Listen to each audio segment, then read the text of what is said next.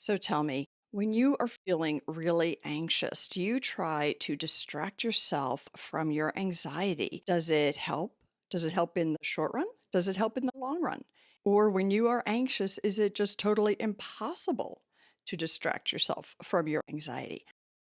If you look online for guidance on this, I think you probably would get pretty confused because you will see tons of YouTube videos about how distracting yourself from anxiety is bad. You shouldn't do it. And then you will see a bunch of videos that will say, use these distraction techniques for your anxiety. So I'm going to help you sort through this because whether distraction is good for you or not when you have anxiety depends on which distraction techniques you use, how often you use distraction techniques, and what type of anxiety you have.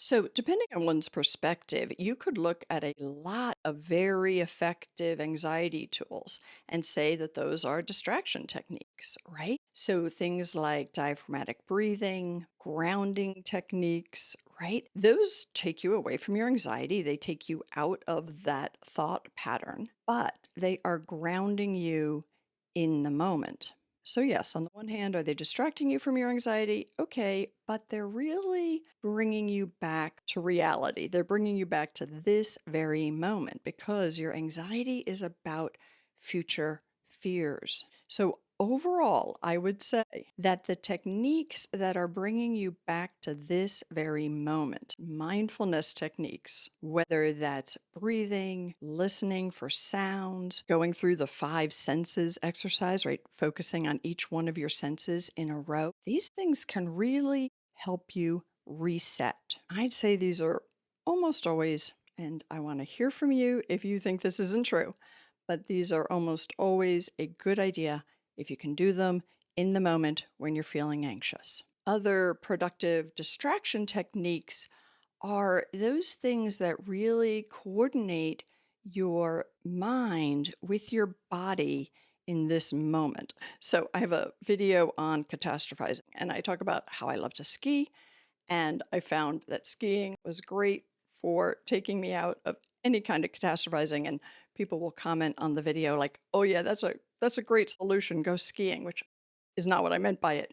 And of course, no, we can't always just hop on a pair of skis, most of us anyway. But being in that kind of environment where I had to so intensely put my mind on something in this moment and really coordinate so my thinking and my physical being were completely aligned.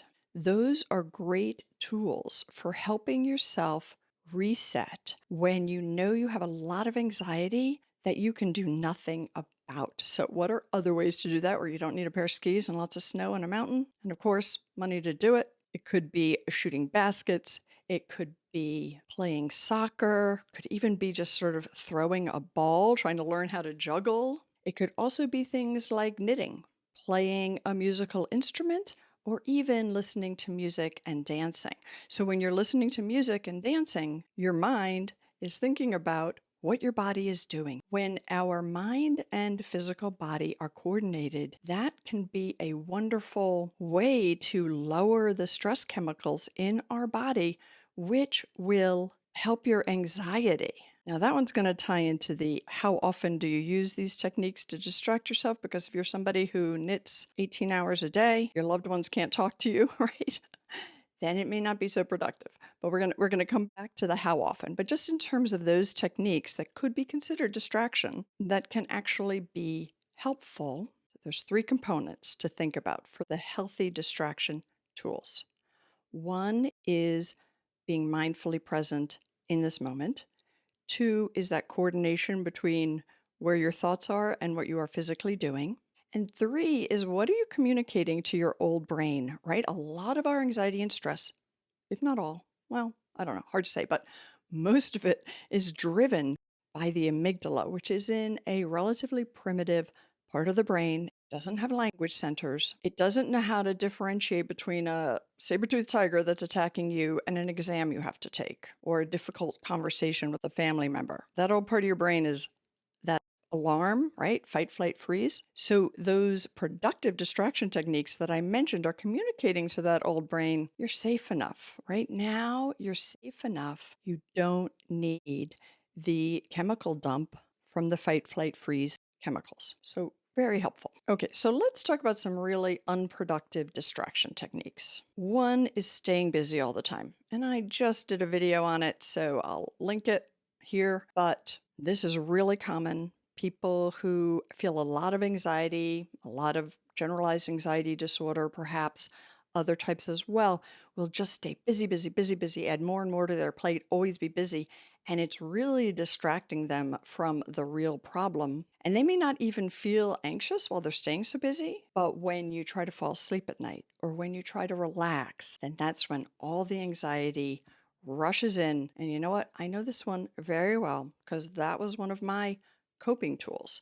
And it's really frustrating to have a coping tool that you think is sort of helping you, but then it has this backlash. So, staying busy all the time, not a good distraction technique. Also, if you think about what you're doing to your own body chemicals, when you are busy, busy, busy, rushed, rushed, rushed, you're just keeping those anxiety chemicals churning in your body and they have nowhere to go. So, when you lay down to sleep, all those chemicals and that amygdala, that old brain is like, oh, yeah, no, you are not going to sleep. Okay.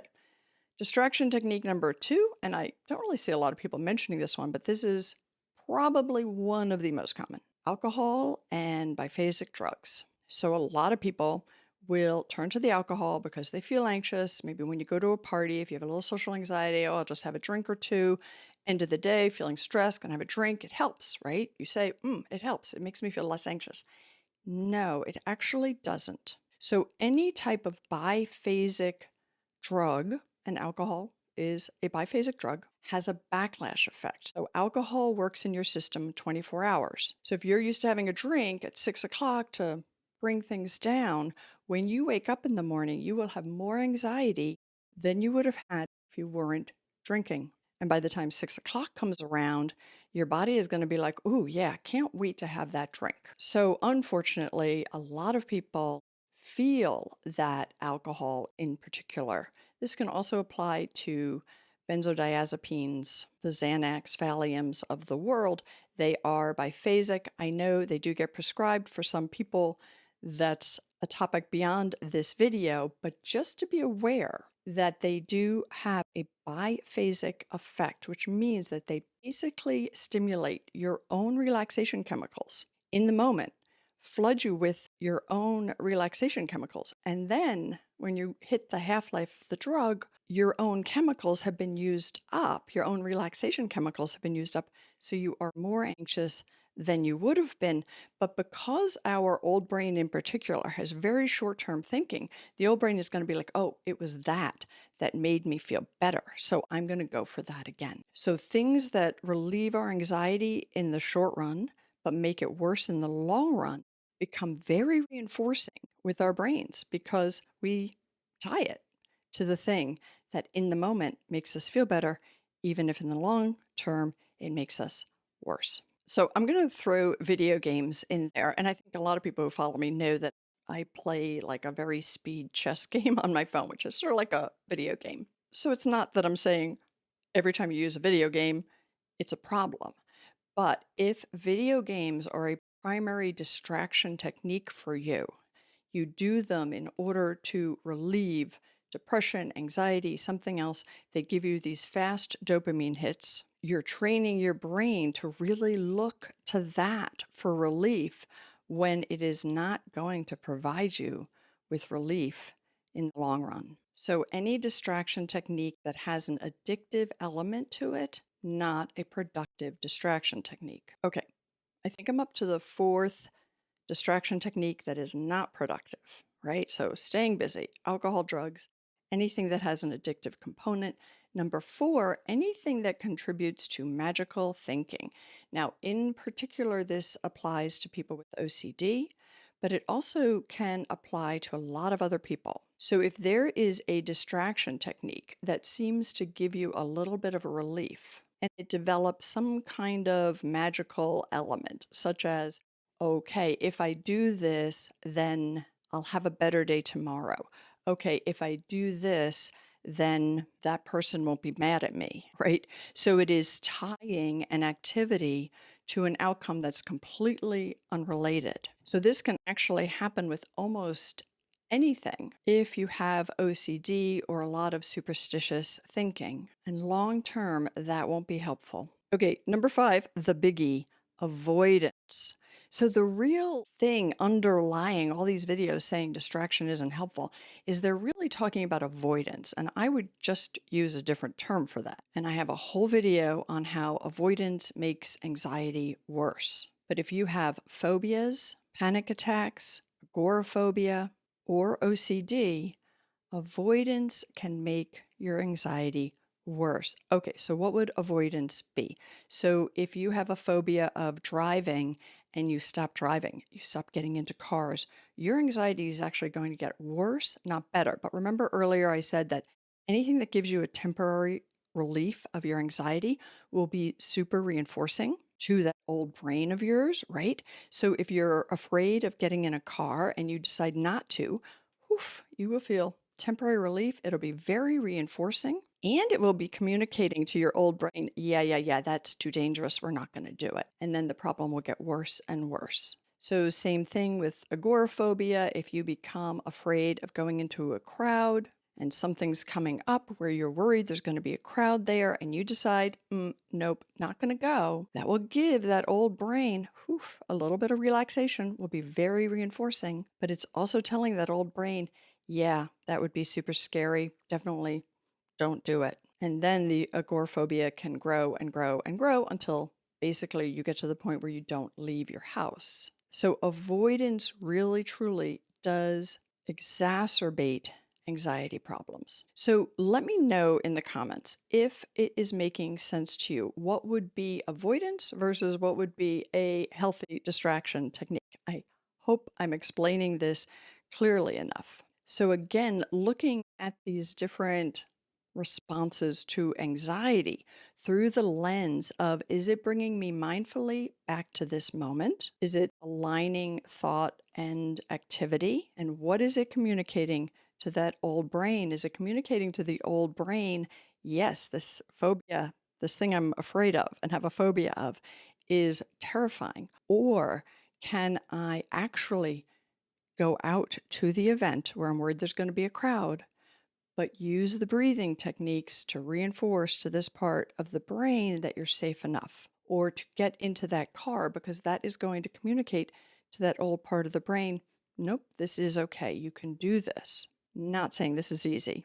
Just want you to have these concepts so you can really think about the ways in which you are using different tools to help your anxiety. Okay, so we talked about components of productive and unproductive distraction techniques. We talked a bit about whether those distraction techniques have a side effect, which is negative and going to make your anxiety worse. Let's come to the how often you use them.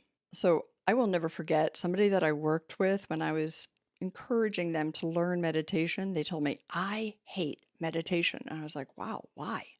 And the person told me, well, my uncle would come to any family event and he would just sit down wherever we were, middle of the living room, park, and meditate. And he never interacted with us. He would just come and he would just be meditating all the time. Okay, well, that is probably an overuse of that tool, right? It is blocking communication with other people. It is extreme. So I think that almost any tool could be overused. Although learning to breathe effectively, I think we take that with us everywhere, and I think it can always be helpful. But basically, if you are using distraction techniques to temporarily take you away from a problem that you realize you are obsessing about, you're overthinking, ruminating, and you want to like distract your mind in a healthy way so that you can come back to the problem later with a fresher perspective, that's good. But if something develops into what could be called like a safety blanket, a safety behavior, and that safety behavior becomes compulsive, and then you fear not having that safety behavior, say, for example, knitting. You panic if you have to go out without your knitting. Then it's a safety behavior which is not helpful, so it's being overused. But I think the biggest reason that it's important to think about how often you are using distraction is that your anxiety problems actually get solved with more introspection and almost communication with the anxiety. So I know a lot of people talk about make friends with your anxiety, but that one, I don't know, it's like make friends with it. It's sort of a strange phrase. So what I think of about it as is more like invite your anxiety to tea. Find out what is driving your anxiety. What's underneath all of that feeling of a lack of safety? Because that's really what anxiety is. It's a feeling that you are not safe either now or in the future. And it's also tying that, oh, if I'm not safe in the future, then I'm not safe now. But why? Where did that come from? So, a lot of our anxiety comes from negative core beliefs that we learned very young. A feeling of not being able to trust others, a feeling of not being able to trust yourself, a feeling that you're not good enough, a feeling that if other people don't like you and approve of you, and if you don't please them, then you're in danger. And I know people don't consciously think of, like, I'm in danger, but there is that feeling that if I don't please this person, I'm somehow in danger, even if the danger is that they don't like me. Anyway, this is complicated. I do have a PDF called Transform Your Negative Core Belief. People find it super helpful. You can download it for free. I'll put the link in the description, show you what it looks like right here. But really delving into your anxiety is what's going to cure it. What's the core beliefs under it? What are the cognitive distortions that are causing the anxiety? How can you develop your ability to observe your thoughts, not be totally in them? And that process of observing your thoughts, right? So you can really say, okay, is that a cognitive distortion? Does it check one of those boxes, right? That it's a cognitive distortion. What belief is that based on? How do I know that belief is true? Really looking at your thoughts, your anxious thoughts, is going to help you enormously. So if you're only distracting yourself, you're not going to get there. You'll be distracting yourself forever. Okay, last topic. And I know this has been a long video. The last topic is what type of anxiety you have. A lot of the videos that are talking about don't use distraction techniques are focused on people with OCD. So, people with OCD are more prone to developing that kind of magical thinking to connect a safety behavior to a outcome that's really unrelated, but then to develop anxiety about not having that safety behavior. And exposure therapy is critical for recovering, or at least, let me say, an exposure element to the treatment of OCD is needed, right? There's a benefit in letting yourself feel the anxiety. So I think this is relevant for everyone, OCD or not, because when we talked about those little drops in anxiety that then become reinforcing, if we're using a technique that can become addictive, being willing to feel your anxiety without having to solve it right away, being okay sitting with it, allowing yourself to feel it so you don't become afraid of feeling that feeling. So people with panic attacks become afraid of feeling the fear of a panic attack. Same thing with a phobia. Those can be very linked. And with OCD, compulsive behaviors are the behaviors that are giving you that mini relief that are keeping the cycle going. So, not engaging in the compulsive behavior, which is lowering the anxiety temporarily. So, that means you are sitting with more anxiety. I hope I'm making this clear. That's what is going to eventually help you is to learn to sit with that anxiety. I can tolerate this anxiety. So it's really anxiety is very counterintuitive because it's almost by saying to yourself, I can tolerate this feeling, that it will go away. If we say, I can't stand being anxious, I'm just going to ignore it, I'm going to push it away, that's when it sticks even harder. And then there's also something called a pure OCD, which is really somebody who has OCD but without the compulsive behaviors, but it could be a repetitive, invasive thought, often about hurting other people or hurting oneself, that you know you're not going to do, but that thought is there. People's tendency is to distract themselves from it. It would definitely be something that would benefit from having a good therapist trained in OCD and anxiety, but a therapist will help you sit with that thought until it eventually gets extinguished. But by being afraid of the thought and pushing the thought away through distraction techniques, it is going to make the thought more sticky. All right. This ended up covering a lot of topics within anxiety. So I'm really interested to know what you thought. What questions do you have? And if you did like it, please do hit that like button. I'd really appreciate it. And I will see you later.